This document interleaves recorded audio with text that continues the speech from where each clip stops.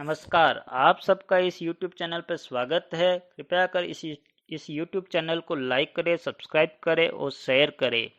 आज हम चतुर्थ अध्याय पढ़ेंगे रामायण जी के महात्म्य का, जो स्कंद पुराण के अंतर्गत आया गया है, जिसमें नारद जी महाराज सनकादि मुनियों को रामायण जी का महात्म्य बता रहे हैं।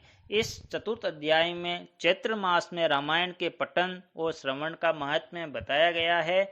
और इसमें आगे नारद जी महाराज कहते हैं सनत कुमारों से, महर्षियों, अब मैं रामायण के पाठ और श्रवण के लिए उपयोगी दूसरे मास का वर्णन करता हूँ। एकाग्रचित होकर सुनो। रामायण का महात्म्य समस्त पापों को हर लेने वाला तथा पुण्यजनक तथा संपूर्ण दुखों का नाश का निवारण करने वाला है। वह ब्राह्मण, क्षत्रिय, वैश्य, शूद्र तथा स्त्री, इन सबको समस्त मनोवांछित फल प्रदान करने वाला है। उससे सब प्रकार के व्रतों का फल भी प्राप्त होता है। वह दुःस्वप्न का नाशक, धन की प्राप्ति कराने वाला तथा भोग और मोक्ष रूप फल देने वाला है। अतः उसे प्रयत्न पूर्वक सुनना चाहिए। इसी विषय में विज्ञ पुरुष एक प्राचीन इतिहास का उदाहरण देते हैं।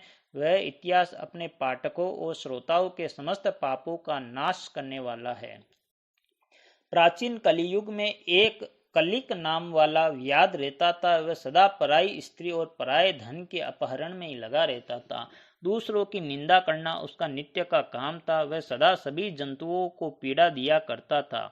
उसने कितने ही ब्राह्मणों तथा सैकड़ों हजारों गौओं की हत्या कर डाली थी। पराये धन का तो वह नित्य अपहरण करता ही था, देवता के धन को भी हड़प लेता था। उसने अपने जीवन में अनेक बड़े बड़े पाप किए थे। उसके पापों की गणना करोड़ों करोड़ों वर्षों में भी नहीं की जा सकती है।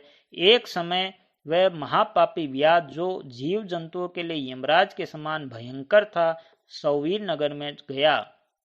वहां वह नगर सब प्रकार के वैभव से संपन्न, वस्त्र आभूषणों से विभूषित, युवतियों द्वारा सुशोभित, स्वच्छ जल वाले सरोवरों से अलंकृत तथा भांति भांति की दुकानों से सुसज्जित था। देवनगर के समान उसकी शोभा हो रही थी। व्याध उस नगर में गया। सौवीर नगर के उपवन में भगवान केशव का बड़ा सुंदर मंदिर था, जो सोने के अनेक कलशों से ढका हुआ था। उसे देखकर व्याध को बड़ी प्रसन्नता हुई। उसने ये निश्चय कर लिया कि मैं यहाँ से बहुत सा सुवर्ण चुरा कर ले चलूंगा। ऐसा निश्चय करके वह चोरी पर लट्टू रहने वाला व्याध श्री राम के मंदिर में गया। वहां उसने शांत तत्वार्थ वेता और भगवान की आराधना में तत्पर उत्तंक मुनि का दर्शन किया, जो तपस्या की निधि थे। वह अकेले ही रहते थे। उनके हृदय में सबके प्रति दया भरी थी। वे सब ओर से निष्प्रय थे। उनके मन में केवल भगवान के ध्यान का ही लोभ बना रहता था। उन्हें वहां उपस्थित देख व्याध ने उनको चोरी में विघ्न डालने वाला समझा।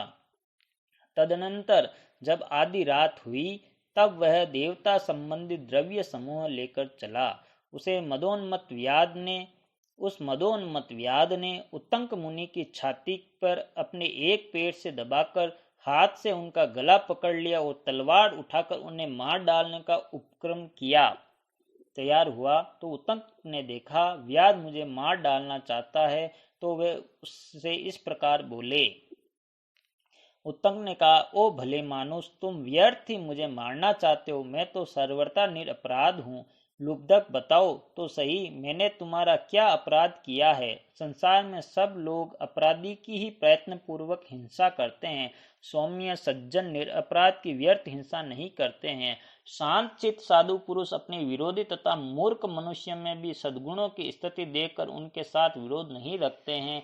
जो मनुष्य बारंबार दूसरों की गाली सुनकर भी क्षमाशील बना रहता है, वह उत्तम कहलाता है। उसे भगवान विष्णु का अत्यंत प्रियजन बताया गया है। दूसरों के हित साधन में लगे रहने वाले साधुजन किसी के द्वारा अपने विनाश का समय उपस्थित होने पर भी उसके साथ वैर नहीं करते हैं। चंदन का वृक्ष अपने को काटने पर भी कुठार की धार को सुवासित ही करता है। अहो, विधाता बड़ा बलवान है।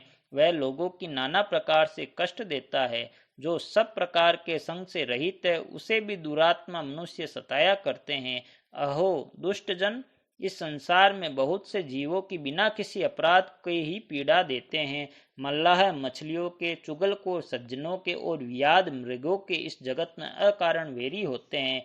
अहो, माया बड़ी प्रबल है, यह संपूर्ण जगत को मोह में डाल देती है तथा स्त्री, पुत्र और मित्र आदि के द्वारा सबको सब प्रकार के दुखों से संयुक्त कर देती है।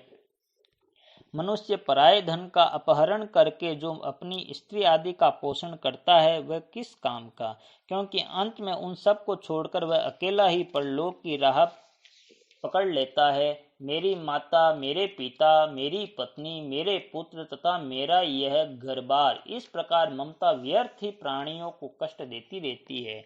मनुष्य जब तक कमाकर धन देता है तभी तक लोग उसके भाई बंधु बने रहते हैं और उसके कमाए हुए धन को सारे बंधु बांधव सदा भोगते रहते हैं। किंतु मूर्ख मनुष्य अपने किए हुए पाप के फल रूप दुख को अकेला ही भोगता है। उत्तंग मुनि जब इस प्रकार कह रहे थे तब उनकी बातों पर विचार करके कलिक नामक व्याध भय से व्याकुल हो उठा। उसने हाथ जोड़कर बारंबार कहने लगा, प्रभु मेरे अपराध को क्षमा कीजिए।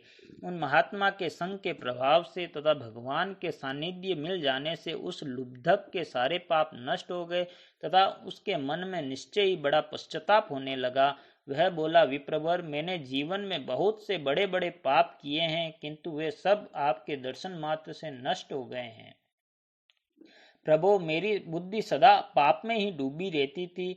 मैंने निरंतर बड़े बड़े पापों का ही आचरण किया है, उनसे मेरा उद्धार किस प्रकार होगा? मैं किसकी शरण में जाऊं? पूर्व जन्म के किए हुए पापों के फल से मुझे व्याध होना पड़ा। यहाँ भी मैंने पापों के ही जाल बटोरे हैं। ये पाप करके मैं किस गति को प्राप्त होऊंगा?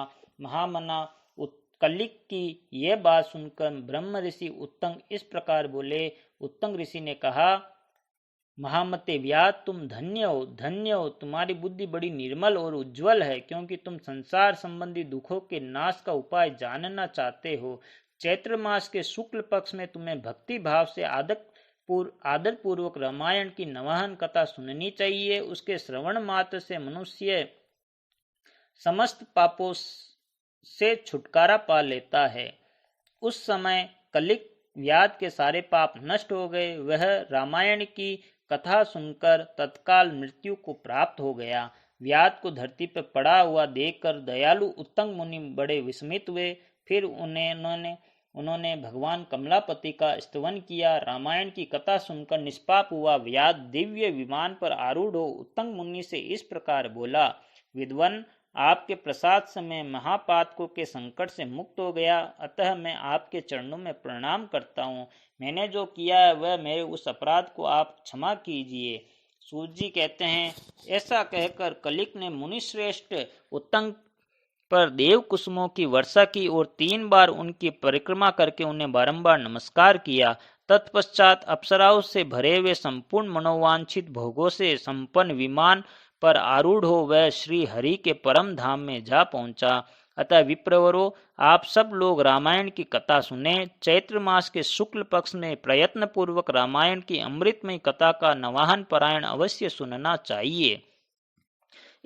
इसलिए रामायण सभी ऋतुओं में हितकारक है। इसके द्वारा भगवान की पूजा करने वाला पुरुष मन से जो चाहता है उसे निसंदेह प्राप्त कर लेता है। सनत कुमार जी, तुमने जो रामायण का महात्म्य पूछा था वह मैंने सब बता दिया है। अब और क्या सुनना चाहते हो? इसमें नारद जी महाराज सनत कुमार जी से आगे का महात्म्य पूछने का बताते हैं।